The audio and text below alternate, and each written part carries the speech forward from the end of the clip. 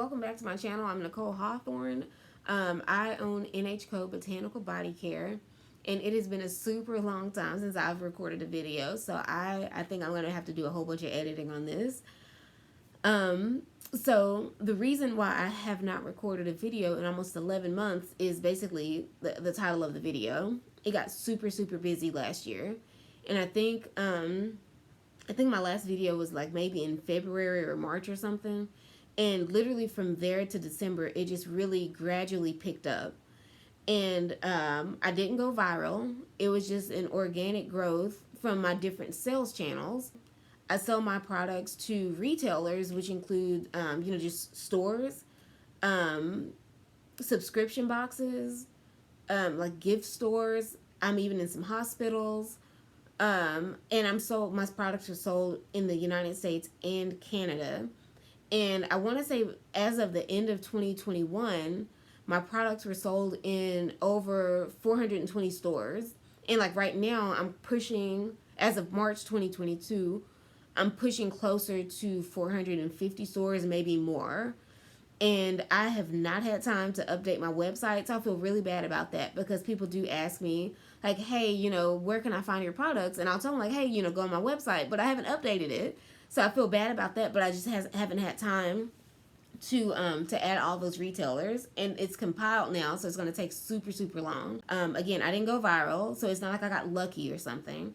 So I actually incorporated my business as an LLC in November 2017.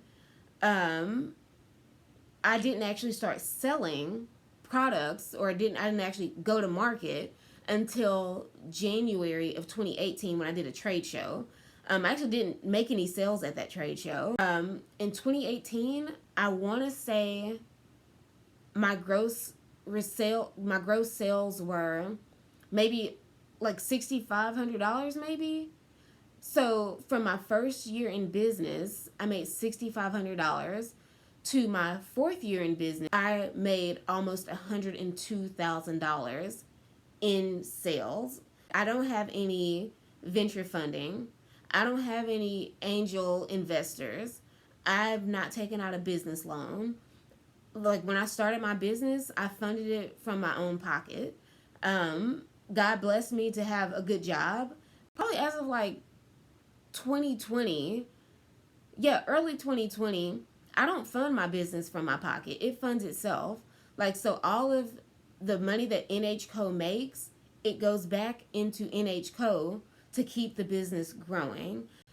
Sometimes, you'll see videos of people and they're talking about, oh, you can be a millionaire and you can make $1 million and all this other stuff and blah, blah, blah. Well, before you can make $1 million, you got to make $10,000. And before you make $100,000, you got to make $50,000. Like there's steps before you get to $1 million, right? And sometimes if you listen to people who don't know what they're talking about, they'll convince you that you can be a millionaire overnight, or you can be a millionaire, within a few months, but it's not that easy. One of the first things is just going back to my number, $102,000 in sales. Well, for starters, I have to have $102,000 worth of product to sell. You have to basically have money invested in your business to make sales, because if you don't have the product, how are you going to sell it? And so you have to be willing to face that cost. I spent $27,540 alone on just ingredients and packaging supplies. Let me just clarify, that's not to say that you have to have $27,000 in your back pocket just waiting, but from previous sales, you can use that to roll back into your business to buy more ingredients. I purchased a commercial mixer, and I thought that was just so crazy to spend $600 on a mixer. And at the end, so I think I ended up buying that at the end of 2020. And less than a year later, the motor on that mixer went out. And it was at the beginning of the peak holiday season. So I decided that I wasn't going to replace that mixer. They did give me a credit. for that mixer. So it was like $600. And I was like, you know what? Things are really picking up and I need a bigger mixer. So I ended up buying a $2,800 mixer. And that was so tough. Like I had to sit and think about it for a couple days because that's a really big expense, $2,800 for a mixer. Um, and so that mixer came and it came damaged. And so I was losing time, so I had to buy a temporary mixer. I only spent $200 on it because I still have orders and a lot of orders. And so they replaced that mixer. So you see, there's costs involved in trying to keep up with orders. My boxes, like packing peanuts, um, like just different packing stuff for shipment. I spent $2,200, almost $2,300. It was $2,251 for just boxes because you have to be able to ship your stuff out. And then I use custom packaging tape because that's more cost effective than buying custom boxes. That box is going to go in the trash. There's for a small business like mine or someone smaller or even a little bit bigger. I don't think it's cost effective to try to order custom shipping boxes because that box is going to go in the trash and you've spent like $3 or $4 on that box. It's not cost effective and it's going to affect your bottom line. But what is cost effective, and so that I can still have branding, is custom packaging tape. And so I think for custom packaging tape, last year I spent $400 on packaging tape. The cost of labels, shipping labels, that you actually have to print out. So there's a lot of costs involved in being able to fulfill orders, to have a successful order and not have a chargeback. So that's something that is so important to keep in mind. So I never want to set somebody up to think that wherever you are, you can immediately make a bunch of money, a bunch of sales. Like you can go from making $6,000 in sales to making $100,000 in sales overnight. Even for me, it was still a process. In order to make big sales, you have to have product. You have to have ingredients. You have to have it available to sell. If I didn't have the ingredients, I couldn't fulfill the order. And all of those were not first time orders. I had a lot of reorders, where especially with stores, because like 90% of my business is wholesale, to where I sell to retailers. So those are bigger orders. And when we got to the Christmas season, it was so bad. For on my end, it was good, but it was also bad because it was so busy. But it was hard to keep up. It was really, really difficult to keep up with all the sales and to get them out in a timely fashion. Typically for like an order, I like to get it out within like 7 days, 7 calendar days. And we were running almost 2 weeks because we were just running behind to keep up with the volume of orders coming in. I had a lot of stores that would say, hey, these are flying off the shelves. Is it possible for me to just place another order? Can you get some to me real quick? And I had to tell them no because I couldn't. Because there were so many orders that we couldn't keep up with. It wouldn't be fair for me to let them jump the line. There were other orders in place that I had to fulfill. I have a few stores that were consignment, and consignment is basically you get paid when it sells. So I did not even get a chance to restock those in the Christmas season. It was just too busy because I had to focus on the orders that had got paid up front, and I could not refill the stores in Austin. I have a store in Pennsylvania and a store in Dallas, and they're consignment wholesale. Between October and December, I probably lost about $7,000 to $10,000 in sales because I could not restock those consignment stores because they were flying, but I just could not get to them because volume was so crazy.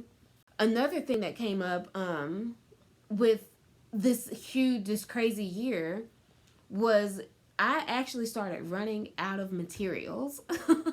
I ran out of salt.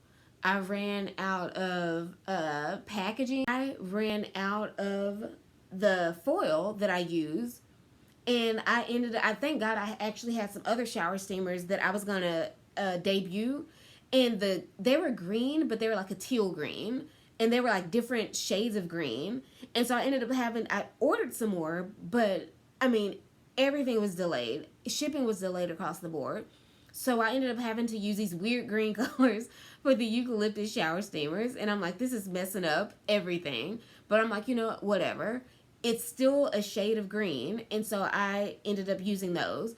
Well, eventually I ran out of those. And this is literally while I'm waiting for this shipment of green packaging for the eucalyptus. I ran out of all of it to the point where I started using just the white ones for the eucalyptus. It was crazy. And then I ran out of sea salt. I'd ordered sea salt before I ran out because I saw that I was getting low. Well, because it was such a huge pallet of sea salt, it was 2,700 pounds. And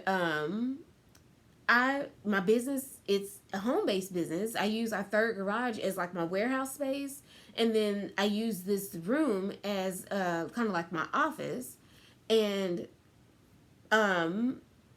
because it was so big, I don't like they didn't explain it. It seemed like somebody just dropped the ball, but they made it seem like it was a problem trying to deliver this pallet to a residential address. Even though they never contacted me, even though they had my contact information, the shipping company made it seem like, oh, well, we can't figure out where to send it because we didn't know if it was a residential address or a commercial address. And I'm like, what does that have to do with anything? So my sea salt was delayed by a month. Me and my husband ended up driving around town to go to grocery stores that sold sea salt in bulk. And we would just basically buy up all their sea salt. And that just kind of got us through until my sea salt came. And so they ended up actually having to get a flatbed truck, the ones that they would typically put a car on, to deliver the sea salt. And then they had to have one of those real big pallet jacks. Oh, not a pallet jack, but I guess it was like a forklift or something. But it wasn't a standard one. It had to be a heavy duty one because of the weight of the salt, and they put it all on one pallet. It was so heavy it wouldn't fit on a traditional truck bed or the truck lift, because the truck lifts had a weight capacity of like 1,500 pounds. And so it was a huge mess. It caused a huge delay.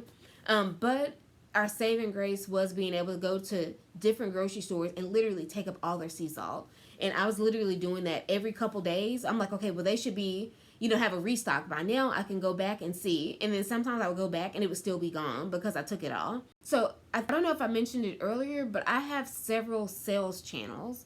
I don't just sell on my website. And I think that's something for every small business. You can't just sell on your website because you're a small business. It's not likely that people are going to just stumble upon your business based on just your website alone. So I sell on Fair Wholesale, I sell on Tundra, and I sell on Bulletin. And I got on Bulletin like at the end of the year. It was like totally the end of the year. So I didn't make any sales there.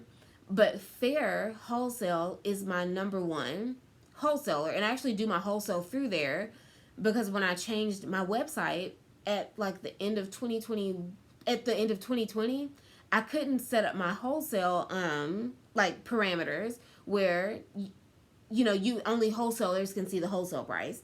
So I transitioned all of my wholesale. I directed all of my wholesale customers to Fair, and they would just order my stuff through there. Well, Fair is my number one seller.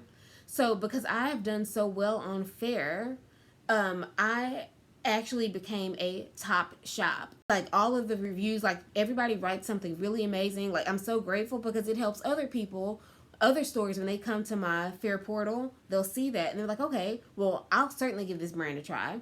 So that has helped a lot because I was not only on Fair and making sales anyway, but when I became a top shop, that's when everything just cut loose, because that put me in a certain category where retailers would see me first. And so gradually I started to see an increase in sales and stores seeing that and feeling confident in ordering from me. Um, for 2021, my top month was November, the biggest number of sales, and I topped November with $21,403 in sales, and that was the biggest month. But like I said earlier, from January through essentially November, it gradually increased. So it wasn't like there was a sudden spike like I got lucky. It was a true gradual increase in sales, and then it just went crazy during the holiday season. Yes, we have machines for labeling, like there's certain machines for filling bottles, but essentially it's all done by hand. And with that crazy volume, mainly through October to December, I had overuse syndrome of my knuckles and my hands to where I thought I actually was developing arthritis. Like I would be asleep and I would wake up because my hands are throbbing and they were hurting so bad. And that's not something that I ever thought was a thing. But yeah, overuse syndrome was really bad, and it's better now. It's almost completely gone, but I think I did cause some permanent damage in my hands from doing all that. So by the end of December, I think it was like December 28th, I realized I'm like, we can't do this in 2022. Like there's no way that we can do this, because if 2021 with this was this crazy, and I know that business is just going to get better because I know that I'm going to do things to make sure that my business continues to grow. We can't do this again in 2022. And so I purposed in my mind, I made a list of things that I needed to do that to make 2022 easier. And one of those is hiring employees. Last year, 2021, I didn't have any employees. But by the end of 2021, by December, I saw how ragged we had gotten run. And I knew, like, yeah, I got to start looking at hiring employees. I just hope that it encourages somebody to just continue to do your business, and not just do your business or work your business, but work it with excellence. Like, put put purpose behind what you're doing. Don't just throw out crap and then expect people to buy it, because it just doesn't work that way. And a lot of the times you'll see businesses that do that, and they continue to be, you look up 5 years later, they haven't moved. So work your business, but always look to improve. In January of 2021, on Fair alone, only sold $1,300 worth of product. This year, January 2022, that's a mouthful. So this year, I've grossed right under $12,000 on Fair alone in sales. So you see $1,300 last year, $12,000 this year. The things that I did, the methods, the processes, when I was just working with small numbers, small orders, it worked. But as it grew, I couldn't do that stuff anymore. I had to invest in more machines to do certain stuff that I would do by hand. One of those things was my packaging tape. So I used to use the paper packaging tape. It was custom, where you would have to spray the water on the back to activate the adhesive, and then you would stick it on the box.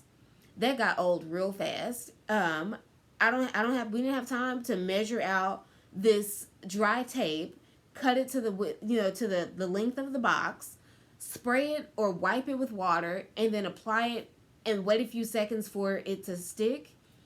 That didn't work. That got old so fast that I couldn't wait to get rid of that tape.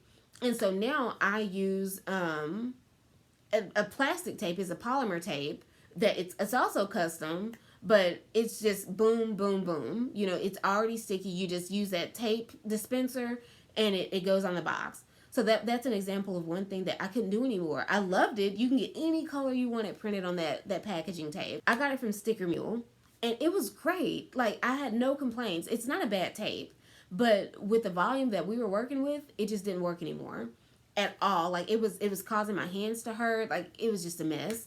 But as a smaller business, I would totally recommend starting out with something like that instead of just sending a plain box. Because I even have people at the post office that ask about my products. The people at UPS, they know us by face now. Like even just kind of figuring out how to get these packages out, I ended up having to buy a one of those collapsible wagons, and it helped so much because we had so many boxes. If your product packaging is not appealing, they're not gonna buy it. Like it's just really that simple. Or you might think it's good because it's, it has some type of sentimental value, why you use this or whatever. But the bottom line is nobody cares, right? Nobody cares what you think about it if everybody else thinks if the people that you're selling to don't think much of it. I'm really glad that retailers love the packaging. They always comment on how eye-catching it is, how appealing it is. And so that makes me feel good because I know that the packaging is working. And customers, when I have like pop-up shops or whatever, they always flock to it because it's eye-catching, it's appealing, it's colorful. Hopefully I can get some more of this out before my camera dies. Something else that I had to deal with, and I didn't realize this until the very end of the year, the insurance that I was with, I saw that the guidelines in order to be insured by them is that you have to be a small business with less than $100,000 in sales. So that was a bummer because I'm like, dang, now I gotta find another insurance carrier. But that was in December and it didn't renew until February.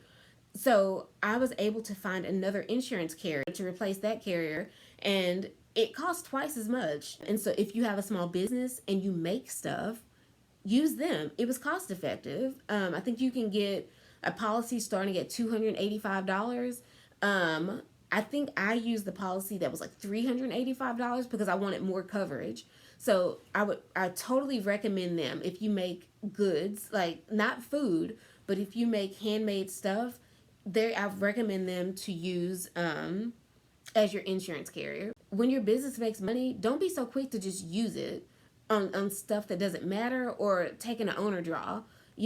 Let that money sit in your bank account, in your business bank account, because you might need it for your business. I still have my job and I have a lot of autonomy. And so last year I was still able to do my job, my bread and butter job, because I was not going to sacrifice my career job for my business. But at the same time, I wasn't going to sacrifice my business because I owe people stuff. They've given me their money. So you lose sleep. I lost sleep.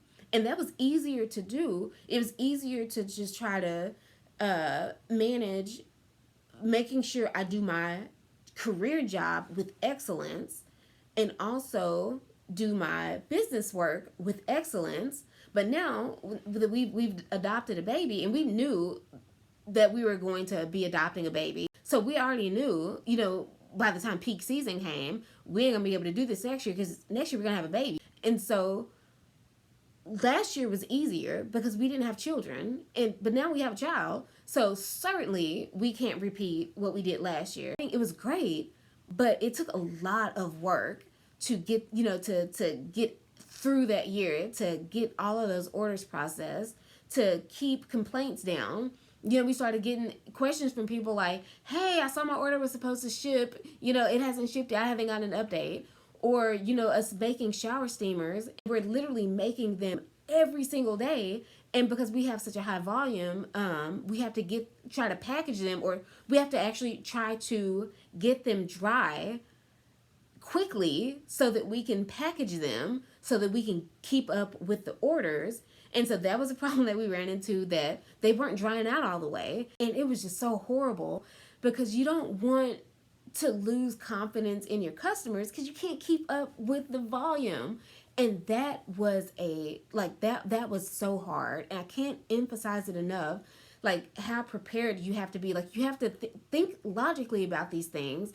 And I'm so glad that my business has not grown any faster than it has, because I'm able to keep up with it. I'm able to learn from the last, the last few months, and apply it to these next few months.